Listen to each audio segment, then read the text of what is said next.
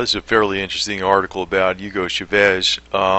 This isn't really about Hugo Chavez. I want to be talking about more about oil, and that does relate to the price of precious metals, as I pointed out, but I'm going to quickly review that again. You're talking about Hugo Chavez of Venezuela. He's very sick from cancer. I know he was operated on, or he had some kind of cancer treatment in Havana, Cuba. But now they're talking about the truth's coming out. You can see this latest picture of him. He's bald from the chemotherapy, and they call this, his face is grotesquely bloated. So it's all from the chemotherapy. As a side note, I'm quite amazed sometimes how the most wealthy people take these type of treatments when there's been people that took sodium bicarbonate, baking soda, combined with either molasses or maple syrup, whereas the cancer seeks out the sugary maple syrup, and it's combined with baking soda and it kills it. But that's a side note, but I'm kind of surprised that a leader like Hugo Chavez would take that treatment. But the point is, looks like Venezuela, Chavez's former Venezuela physician said that Chavez's cancer is terminal. So all this talk he's saying is, he's keeping a nice positive note. He has no more than 2 years left, which maybe it's a lot less than that. Now this is very much an anti-Chavez article, and there's a lot of them in here in the United States. They're saying Chavez is bipolar, but I found that kind of humorous because from what I heard about Venezuela, it could be a pretty crazy place, so maybe a lot of people will be diagnosed as bipolar, but that's just in the blood and it's not really true, maybe. They're talking here about Brazil actually will be doing better on oil production in Venezuela because of the way it's managed and also the equipment that they're using. They're blaming this on the poor maintenance of the equipment because Venezuela's oil industry was nationalized. They say there was poor maintenance of the rigs, oil shipping facilities, and a high number of plant shutdowns. I kind of like, there might be true up to a point, but as anything, I kind of look at things considering where it's coming from. And I know that the United States, a lot of the news people in the United States have a lot of bias towards Hugo Chavez and Venezuela in general because the oil interests were cut off from that massive reserve. And again, they're talking about the massive reserve in Venezuela. It was upped. They are now the largest. They have the largest oil reserves in OPEC. And according to this article, they're saying it's reasonable to question the accuracy of these figures.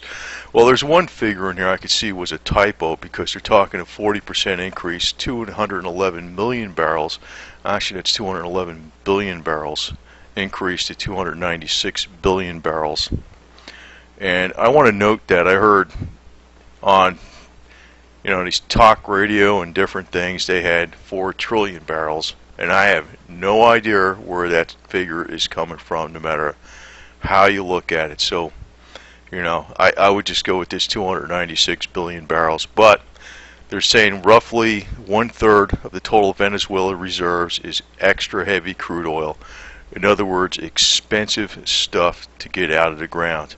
And that is one of the things I think there is something to this peak oil theory in a way, as far as energy is going to get more and more expensive, and that is not just what's going on with the banks ripping people off in plain language, I'll put it that way, but it's also energy costs are slowing down a lot of things worldwide. That is the Industrial Revolution was fueled by coal and oil. So the stuff's getting more expensive. Some of these think tanks probably have a point about peak oil. There might not be like a total BS theory. I think there's some truth to it, and it's an important thing to consider. I think there's some reality to it for sure. But talking about the dramatic deterioration of the infrastructure, the oil infrastructure in Venezuela, they also have wild inflation. I know the bolivar, that's their currency, was replaced with a new bolivar a couple times, I think in the last 5-7 years, like twice. Um, so they got some serious inflation over there, although their gas prices are cheap. Another thing that's eating up Venezuela is that the Chinese deals where they're giving them loans. Almost half the oil revenue that is being generated in Venezuela, it's to service external debt obligations. So they're making money on oil, but they're being lent money and they're got interest, and that's what happens, right? Stay out of debt, even for nations. So Venezuela is not in such a great shape. But looking at what's going to happen with Chavez in the near term, he may not be around much longer. So you know what's going on over there right now. I'm sure that U.S. interests or U.S. or Western oil companies are looking to overthrow him somehow, and they're looking at this oil supply. There's another article. Venezuela is to increase oil production to 4 million barrels per day by 2014. I think that's it's like President Hugo Chavez made a decree that it will happen. I don't know if that's going to happen, and they want it to reach 6 million barrels per day by 2019. But I do want to point out, this is a chart.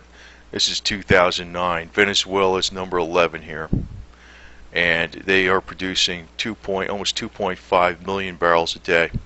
It actually decreased from 2008 and also 2007. In 2009, they produced less oil, and they're producing less oil in 2009 than they even did in 2006. So I don't know. That's a pretty hefty decree. I mean, I'm not trying to knock him or anything like that, but that might not be reality. Even though they got the proven reserves, they have to have the technology to get it out. And that belabors my point about oil prices going to go up for a various number of reasons, not only inflationary, but this stuff is getting more and more difficult to come out of the ground. It's more energy intensive. Besides what Lindsey Williams said about the unrest in the Middle East. But again, I want to point out and remind people, because I think this is some information that they're not going to see on YouTube, and I didn't want to put a lot out here. And this isn't even all the capital expenditures. They're huge for mines when you're starting up a mine. But when you're looking at operating expenses, the biggest chunk of the money is for diesel fuel for running equipment. And this is year 3. This actually goes out 7 years. I just put the first 4 years on there. I just wanted to have a snippet of information, because depreciation terms are 7 years. Whatever maker they'll be using, modified accelerated cost recovery method, or whatever the hell they're using for depreciation. But $40 million in the third year. It actually increases the fourth year to fifth year. I think it steadies out to $50 million. It's taken half of your operating expenses or energy costs. So, I think that $40 million was based upon about $4 a gallon diesel, which is about right. This is 9.6 million gallons, of diesel fuel on 162 vehicles.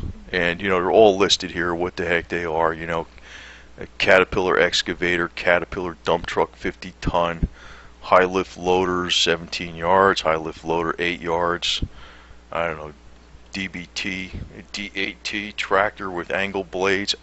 I don't even know what this stuff is. I'm not familiar with this industry, to tell you the truth, for construction background mainly.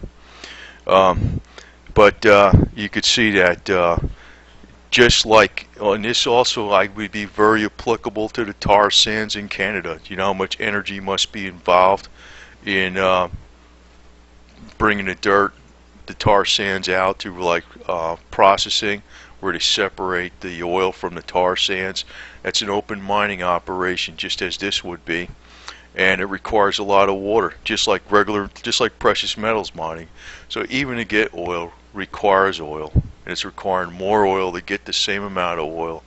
And as oil prices go up, precious metals prices are precious metals mining is extremely energy intensive.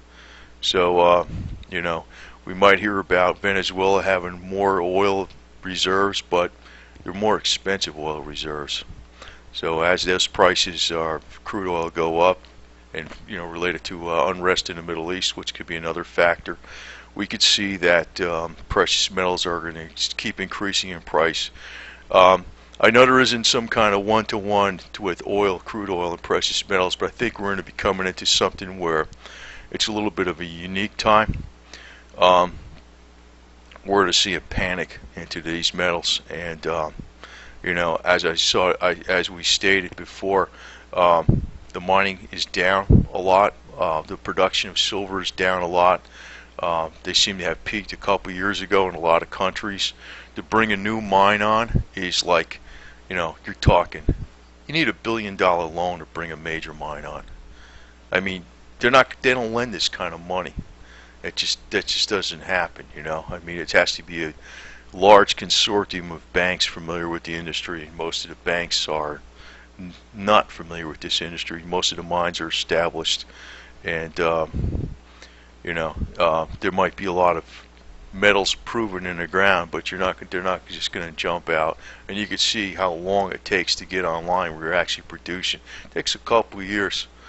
So I mean, something could scare the hell out of the markets, and there you go. That's when your bubble is going to occur, when you get your $400 or $500 silver or whatever the heck it goes to, and it depends on what the currency goes to, but it will happen. It will happen. I just want to point out some of these figures. You don't just jump in there and get a whole pile of silver out of the ground like nothing, or metal, gold, or whatever the heck it is, and it's extremely energy intensive.